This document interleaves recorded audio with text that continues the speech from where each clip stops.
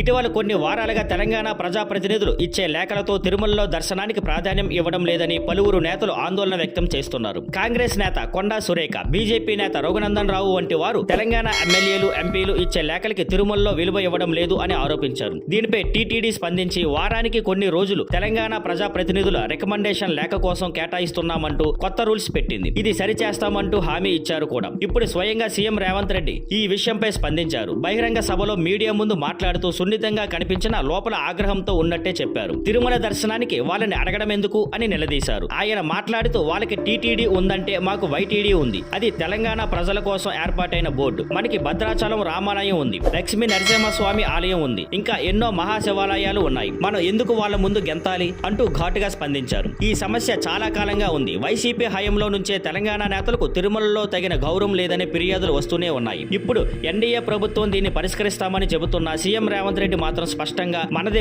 మనకి మనదే ఉంది, మనం ఎదుటివారిని ముందు చిన్నవాళ్ళలా ఎందుకు ఉండాలి అనే అర్థంతో తన అసంతృప్తిని బహిరంగంగా తెలిపారు. Thank you for watching. Please like, share and subscribe.